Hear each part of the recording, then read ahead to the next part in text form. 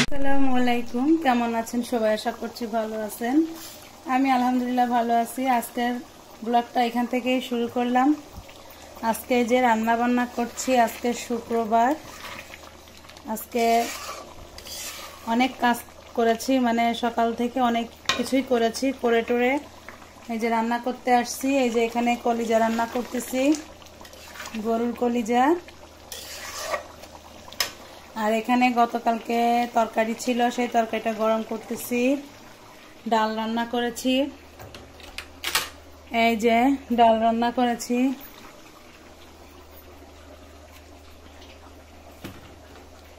এই যে ডাল রান্না করলাম।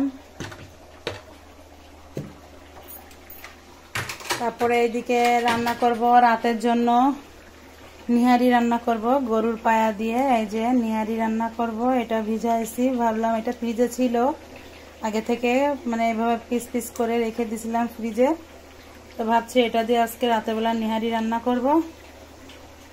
আজকে অনেক কাজ ছিল। আর এদিকে যে চাল ভিজাইছি, এই যে চাল ভিজিয়ে রাখছি, এটাকে মানে গুঁড়ো করতে দেব, কুটতে দেব, আমাদের এখানে বলে কুটতে দিই, মেশিনে ভাঙাতে দিব। শীত এসে গিয়েছে, পিঠা তো খেতেই হবে, তো একসঙ্গে অনেক চাল একসঙ্গে এরকম 8 কেজি 10 কেজি ভিজিয়ে তারপরে মেশিন থেকে ভাঙায় আনলে তারপরে গুঁড়োটা ফ্রিজে রেখে দিলে অনেক দিন ধরে আর কি রেখে খাওয়া যায়। তো এখানে গামলা শুদ্ধই বসিয়ে দিয়েছি, যে ডিশটায় আমি মানে তরকারি ছিল সেটা সহই বসিয়ে দিয়েছি। এটা এভাবে গরম করলেও সমস্যা হয় না। এখন কি করব, আর এই যে এদিকে রান্না করছি, তো রান্নাটা হয়ে গেলে দেখাবো। এই যে রান্না হয়ে গেছে আমার। এখন এই যে নেয়ারিটা কষাচ্ছি, এটা কষিয়ে পানি দিয়ে দেব, আর জাল হবে 4-5 ঘন্টা ধরে জাল করব। এখন দিয়ে রাখবো, মোট কথা একদম আপনার রাতের বেলা খাওয়ার সময় একটু গরম করব, আর এখন থেকে সন্ধ্যা পর্যন্ত এটা জাল হবে। এভাবে চুলায় দিয়ে রেখে দেবো, অল্প আছে, মানে বলক আসলে অল্প আছে একদম চুলায় দিয়ে রাখবো। পানিটা দিয়ে দিলাম, আরও একটু পানি দিতে হবে। এই যে আরও একটু পানি দিয়ে দিলাম, মানে এই হাঁড়িটা একদম ডুবু ডুবু করে পানিটা দিয়ে দিব। এভাবে পানি দিয়ে একদম জাল করলে নেহারিটা অনেক সুন্দর হয়। মশলাপাতি দিয়ে একবারে কষিয়ে একদম দিয়ে দিয়েছি একদম। এটা এখন যত জাল হবে তত এটা টেস্ট বাড়বে। আর এটা একদম আস্তে আস্তে জালে এটা রান্না করতে হবে। এটা যখন বলক এসে যাবে চুলার আঁচটা একদম লোতে করে দিয়ে একদম ঢেকে রেখে দিব। ঢেকে রেখে দিলে সুন্দরভাবে হয়ে যাবে। একটু মুছে দিই যাতে এটা না ওঠে। এই যে, আর এদিকে এই যে কলিজাটা রান্না করা হয়ে গেছে, কলিজাটা নামাই নিয়েছি, সব কিছু নামানো হয়ে গেছে, আমার গোছানো হয়ে গেছে। এখন কিছু থালা বাসন আছে, এটা ধোয়া পরে, ধোয়া হয়ে গেলে আমার রান্না শেষ। আর এই নিহারিটা এইভাবে জাল হবে চুলায়। কাজ আমার শেষ হয়ে গেছে, আমি এই যে রান্নাঘরে কাজ কাম সেরে এখন বের হয়ে পড়বো। আর এটা এভাবে জাল হতে থাকবে। এই যে বলক উঠে গেছে, দেখুন এই যে বলক উঠে গেছে। এখন একটু নেড়ে দিব, নেড়ে দিয়ে তারপরে এটা চুলার আঁচটা একদম কমে দিয়ে তারপরে ঢেকে রাখবো। এটা আস্তে আস্তে সিদ্ধ হবে। আর যখন বাকিটা রান্না করব একদম নামানোর সময় তখন একটু মশলা দিব, আর একটু শেষ করার সময় এখন যতটুকু দেওয়া সেটা দিয়ে দিলাম। দিয়ে এখন এই যে চুলার আঁচটা একদম এই যে লোতে করে রাখবো, এভাবে করে রেখে দেব চুলায় দিয়ে। এটা যতটুকু বলক উঠছে এইভাবে বলক উঠবে, এইভাবে ঢেকে রাখবো। এভাবে ঢেকে রাখলে সুন্দর একদম মানে সিদ্ধ হয়ে যাবে, একদম সিদ্ধ হয়ে যাবে। আর চুলার আঁচটা আরো সুন্দর আসবে। এরকম ঢাকা থাকতে থাকতে চুলার এই যে আঁচটা মানে জালটা আরো বেশি বাড়বে এইভাবে ঢাকা থাকলে। এই যে চালগুলো আমি পানি ঝরিয়ে নিছি, একদম পানি ঝরিয়ে মানে চালগুলো ভিজে গেছে। এখন পানিটা একদম ঝরিয়ে ফেলছি। এটা বিকালবেলা, এখন তো প্রায় 2:30-3টা বাজে, 4টা-5টার দিকে এটা ভাঙাতে পাঠাবো। মানে ভাঙানোর পরে তো চালের গুঁড়া করে নিয়ে আসবো। এখন এই পানিটা ঝরিয়ে রাখলাম, তাহলে মানে চালের গায়ে যে পানিটা থাকে পানিটা শুকিয়ে যাবে, ভাঙানোর জন্য কিন্তু সুবিধা হবে। এটাই ভাবে ঢেকে রেখে দেবো। আর এই যে এইভাবে জাল হচ্ছে, এইভাবে জাল হতেই থাকবে জাল। রান্না শেষে আপনাদের দেখাবো। এখন এগুলো কি করবা? এই চালটা হচ্ছে ঝামেলা আছে, এটা হচ্ছে এখন এই যে একটু পানিটা মুছে দিলে যে মেশিনে ভিজা চাল ভাঙায় না, হ্যাঁ, মেশিনে লাগে না, তাহলে চালটা গুঁড়ো করতে সুবিধা হয়। এটা মুছে দিতে হয়। ও এখন এই যে ভিজাটা এখন এই যে মুছে দেব। একটা কাঁথার উপরে দিচ্ছি, কাঁথার উপরে দিয়ে এটা মুছে দিলেই হয়ে যাচ্ছে। আমি জানতাম না চাল ভাঙানোর আগে এই করতে হয়। শুকনো চাল শুধু বাজার থেকে এনে একটু ফুটে বাসা পরিষ্কার করে দিলেই হয়ে যায়, কিন্তু এই ভিজা চালের গুঁড়োটা এটা এটা হচ্ছে চাল ভিজানোর পরে পানি ধরায়, তারপরে তোমার হচ্ছে কি মুছে দিতে হয়। এখন এইভাবে মুছা দিতে হবে। হ্যাঁ, এইভাবে সব পানি তাহলে টেনে নেবে খাতায়। কাঁথাটা 2 বাস করে নিছি। এই দেখো, দেখছো কাঁথা ভিজে উঠছে, দেখছো?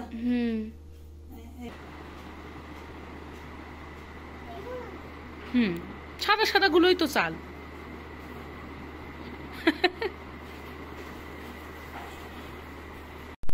নিহারিটা রান্না করা শেষ। এই যে প্রায় 3 থেকে 3.5 ঘন্টা জাল করেছি, জাল করে একটু মশলাপাতি দিছি, সেটা দেখাতে পারলাম না। তো এই যে রান্নাটা আমার কমপ্লিট হয়ে গেছে। এখন গরম গরম রুটি বানাবো আর রাতের বেলা খাবো। তো এখানে রান্না করতে করতে প্রায় এখন সন্ধ্যা হয়ে গেছে। তো এখন এভাবে রেখে দেবো, রাতের বেলা যখন খাবো তখন গরম করবো। এটা দেখতেই তো সুন্দর লাগছে। রুটি বানাবো, গরম গরম রুটি বানাবো আর রুটির সঙ্গে খাবো। হয়ে গেছে তোমার নিহারি। আমার মেয়ের জন্য রান্না করা। আমার মেয়ে বলছে আম্মু আমি একটু নিহারি খাবো। তো গরম গরম নিহারি উঠাই নিয়ে আসলাম। ছোট ভাই আসছে, খালাতো ভাই, তো বললাম যে সুদা সুদা খাও। এখনো রুটি বানাই পারিনি, রাত্রে রান্না মানে রুটি বানাবো রাত্রেবেলা। আর তুমি এখন আইসো, খাও, সুদা সুদা খাও, কাজে লাগবে। হাত ধুয়ে এসে খা। আমি আবার কাঁথা সেলাই করতেছিলাম। এই যে কাঁথা সেলাই করতেছি আমি একটু, আবার মানে আমার ভালো লাগে ঘরে বসে থেকে কি করব। তো এই যে কাঁথা সেলাই করতেছি, তো ভাবছি একদিন আপনাদের শেয়ার করব। আজকে তো এইভাবেই দেখুন, মানে দেখেন, এইভাবেই দেখেন। এটা যখন মানে পুরোপুরি কমপ্লিট হয়ে যাবে সেলাই করাটা, তখন আপনাদের পুরোপুরি দেখাবো। আমার মানে আমি আরো বেশ কয়েকটা কাঁথা এইভাবে হাতে সেলাই করেছি। কিনা কাঁথা তো আমরা ব্যবহার করি, কিন্তু নিজে হাতে সেলাই করা একটা কাঁথার একটা সৌন্দর্য যেমন, তারপরে গায়ে দেওয়ার একটা শান্তি আলাদা। আর এগুলো হচ্ছে অরিজিনাল শাড়ির উপরে কাজ করা। এটা হচ্ছে মানে গজ কাপড়ের পরে না বাবু, এটা মেলে না, আমি একটু দেখাইনি, তারপরে ইয়ে করো। এখনো 4 সাইডে কাজ করব। এক সাইডে যে কাজ করছি মানে ওইটা পাড় হিসাবে হবে, এটা হচ্ছে পাড় হিসাবে হবে। আর এই যে ভেতরটা, খেতার ভেতরটা হচ্ছে এটা হবে। এখনো অন্য কাজও হবে, অন্য কাজও করব। এই সাইডে যে পাড়ের কাজ হবে, পাড় হবে। এই সাইডটা খালি রাখছি, এই যে ওরকম হবে। ওইটা যতটা ওই যেভাবে কাজ করছি ওইটা ওইভাবে হবে। খাতাটা এখনো কমপ্লিট হয়নি, ধরছি প্রায় সপ্তাহখানিক হয়েছে। সপ্তাহখানিকে এইটুকু করেছি, কিন্তু সময় আসলে পাই না। যখন সময় পাই তখন দেখা যাচ্ছে 1-2 করে ফুল করি এভাবে। তবে কাঁথাটা যখন শেষ হয়ে যাবে করা, তখন আপনাদের পুরো কাঁথাটা দেখাবো কতটা কিভাবে করলাম।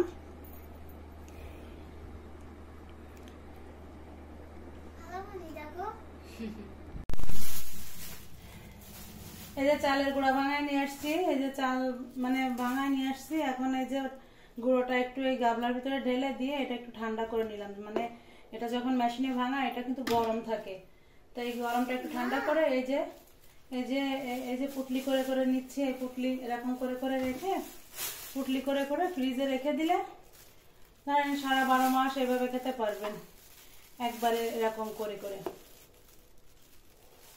তো আমি এরকমই করি, বছরের গুঁড়িটা এইভাবেই করে রাখি।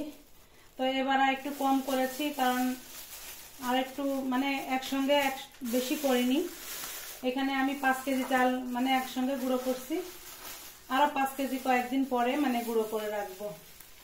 10 কেজি একসঙ্গে করে রাখলে দেখা যাচ্ছে অন্তত এই পিঠার সিজনটা চলে যাবে, মানে যখন ঘরে থাকবে অন্তত 7-8 মাস খাওয়া যায়। পিঠা তো আসলে সবসময় খাওয়া হয় না, যখন খাই মনে চাইলে এমনি মানে ঘরে থাকলে দেখা যাচ্ছে যখন তখন ইচ্ছা করলে এমনি বানানো যায়। ঘরে এখন একটু গুঁড়া আছে, গত বছর সবে বরাতের সময় আমি গুঁড়ো করছিলাম, সেই গুঁড়ো এখনো আছে অবশ্য, তো সেটা অবশ্য শেষ হয়ে আসছে প্রায়।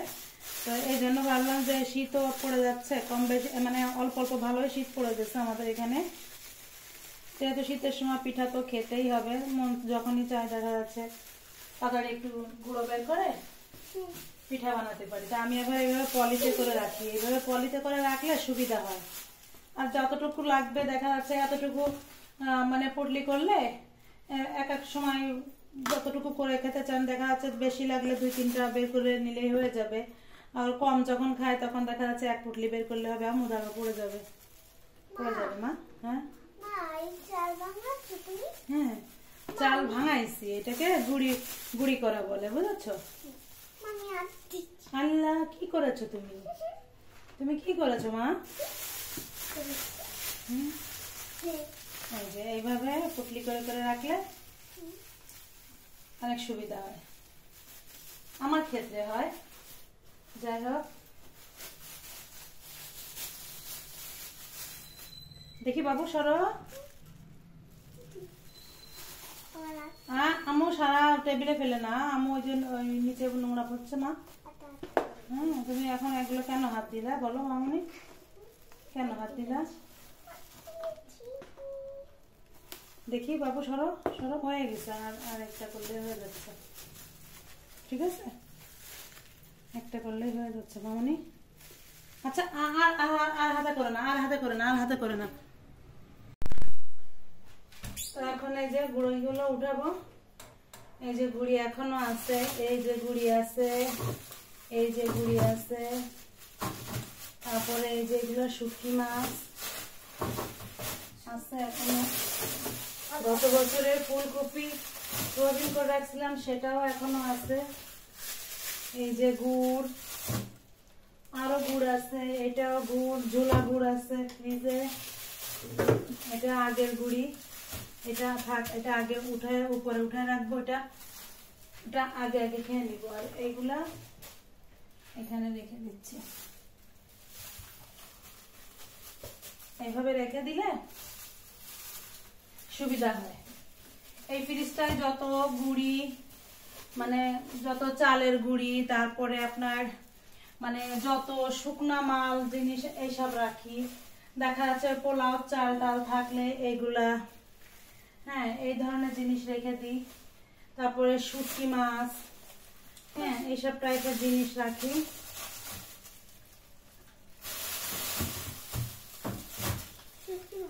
এগুলা এখানে রেখে দিই। এই যে এটার ভিতরে পোলাও চাল আছে, তারপরে এই যে রস, গত বছরের রস এখন ওই যে তাঁত করে এখানে রাখা, হ্যাঁ এই যে রস, সব রস, এই যে রস, সব রস তাঁত করা, হ্যাঁ সব তাঁত করা রস, এই বক্সটার ভিতরেও রস, সব রস রেখে দিয়া, হ্যাঁ সরম দেখছো।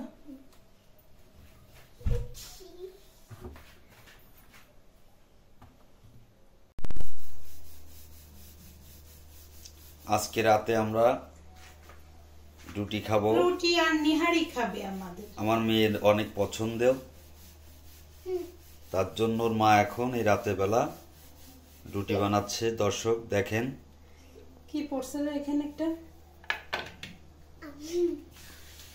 বসো বাবু বসো বসো বসো, আমি এই যে আমারও তো রুটি এই যে বানাতে আসছি, তোমার মেয়ে এখন আমাকে দাও আমি একটু রুটি বানাবো, আমি বানাও দেখি তুমি কেমন বানাতে পারো, তাহলে আমি আর তুমি আমার মেয়েও রুটি বানাচ্ছে, আমি আর তুমি পাল্লা দেবো, দেখি কে রুটি বানায় ফার্স্ট হতে পারে, ঠিক আছে? তুমি ফার্স্ট হবে না, আগে আম্মুর সাথে পাল্লা দাও, দেখো তো আম্মু রুটির মতো ইস ভাঁজ পড়ে গেল। দেখো তো আম্মু রুটির মতো রুটি বানাতে পারো কিনা, এরকম গোল গোল রুটি। ঠিক আছে, এই যে আমার মেয়ে রুটি বানাচ্ছে, দেখাও আমার মেয়ে রুটি বানানো, দেখাও। এই দেখেন আমার সোনামণি, তুমি বেলো, এই যে রুটি বানাচ্ছে, দেখো তো, দেখি বাবা একটু তুমি বানাও তো। হ্যাঁ হ্যাঁ হ্যাঁ, এই যে আমার মেয়ে এখন রুটি বানাবে।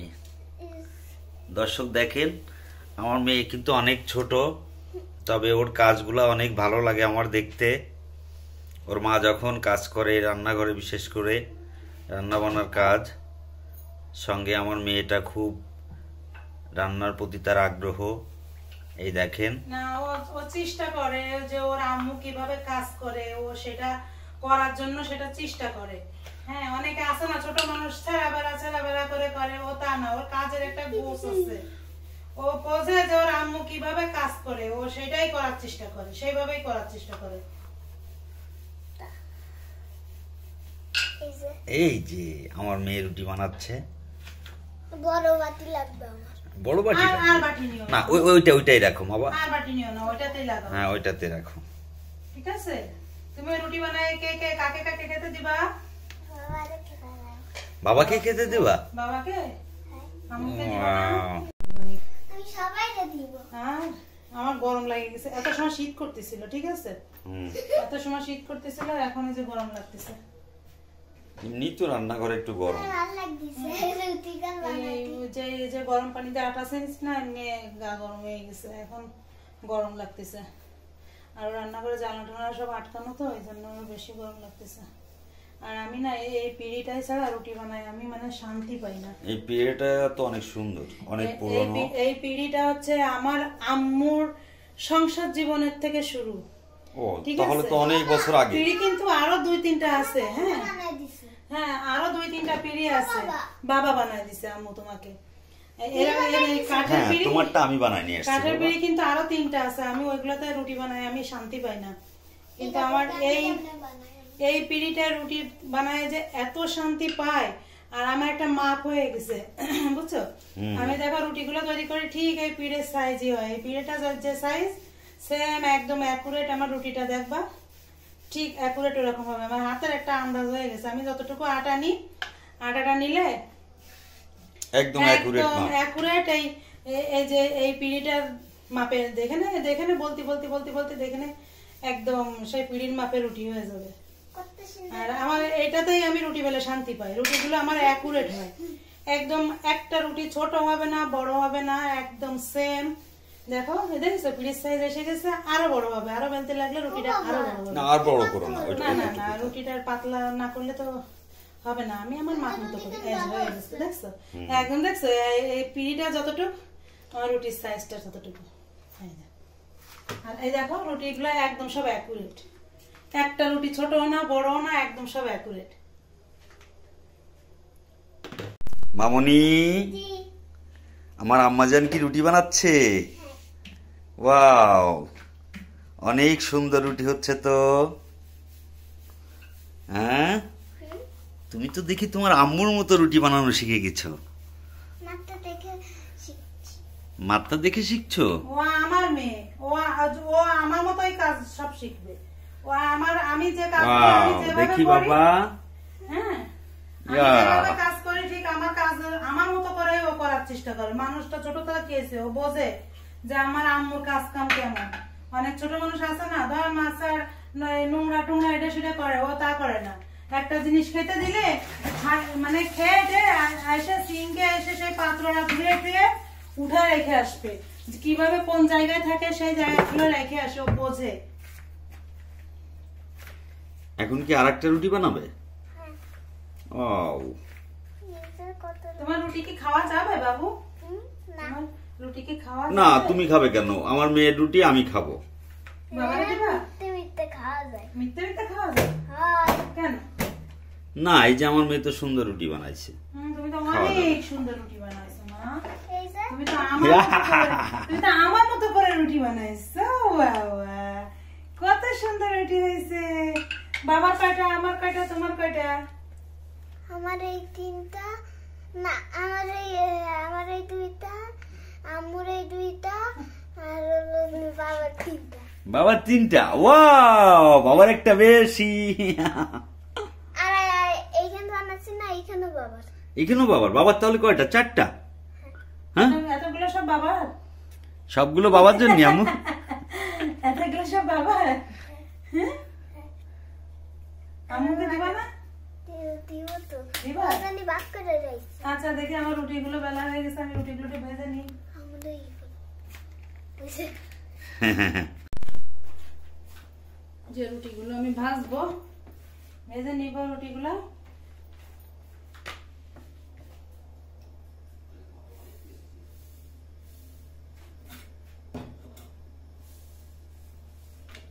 হ্যাঁ মা, খেয়ে দেখো। খেয়ে দেখবো। অনেক মজা তো, আমার মেয়ে রুটি বানাইছে, কত মজা তাই না? মজা। অনেক মজা তাই তো। ডিজাইন নিতে পরাতের মতো হয়েছে। আমি রুটিগুলো যে ভেজে নিই, রুটিগুলো সেকে নিচ্ছি আম্মু। হয়ে গেলে আমরা গরম গরম রুটি দিয়ে খাবো, ঠিক আছে? তোমার কি অনেক ক্ষুধা লাগছে মা? আমার আবার একটু রুটিগুলো সাদা সাদা ভালো লাগে, মানে সাদা সাদা রুটি সেকলে ভালো লাগে, ভাজলে। তো আপনাদের ভাইয়া আবার সাদা সাদা রুটি খেতে পছন্দ করে না, আপনাদের ভাইয়াকে একটু কড়া করে রুটি ভেজে দিতে হয়। আমার আবার এরকম পাতলা পাতলা, মানে এরকম সাদা সাদা রুটি থাকবে, এরকম ভালো লাগে। ওনাকে আবার হচ্ছে একটু রুটি মানে একটু কড়া করে ভেজে একটু পোড়ায় পোড়ায় মানে দিতে হয়, একটু পোড়া পোড়া থাকলে তার নাকি ভালো লাগে। আর আমার কাছে আবার পোড়া পোড়া রুটি ভালো লাগে না, আমার কাছে এরকম রুটি ফুলে এরকম ডাবল হয়ে যাবে, আর এরকম রুটি খেতেই ভালো লাগে। আমার প্রত্যেকটা রুটি অনেক ফুলকো ফুলকো হয়, অনেক ফুলকো ফুলকো হয় প্রতিটা রুটি। এরকম প্রতিটা রুটি এরকম ফুলকো ফুলকো হবে, একটা রুটিও আপনার এরকম না ফোলা থাকবে না। আর এরকম ফুলকো ফুলকো রুটি না হলে আমার কিন্তু আবার ভালো লাগে না। তো আমি যে কয়টা খাবো, আমার মেয়ের গুলো একটু সাদা সাদা করে ভাজবো, আর আপনার ভাইয়ার জন্য আর কি একটু কড়া করে ভাজবো। আমার মেয়েরটা আর আমারটা হচ্ছে আমি একটু, আমরা যেমন খাই ঠিক সেরকম ভাজবো, আর ওরটা হচ্ছে একটু কড়া করে ভাজবো। এই যে আমরা খেতে বসেছি নেহারি দিয়ে। এই যে নেহারির এই জিনিসটা আমার খুব পছন্দ। এটাকে কি বলে জানি না, মানে পায়ের যে খুঁটটা বলে সেটা, এটা আমার খুব ভালো লাগে। এই যে আমার বাবু খাচ্ছে নাকি? কেমন লাগেছে বলো? ইয়ামি হয়েছে? মজা? একটু তাকায় বলো, একটু হাসি দিয়ে বলো কেমন লেগেছে। মজা লেগেছে তো। আজকের ব্লগটা কেমন লাগলো অবশ্যই কমেন্ট করে জানাবেন। বেশি বেশি লাইক, কমেন্ট, শেয়ার এবং চ্যানেলটিকে সাবস্ক্রাইব করবেন। সবাই ভালো থাকবেন, সুস্থ থাকবেন। আল্লাহ হাফেজ।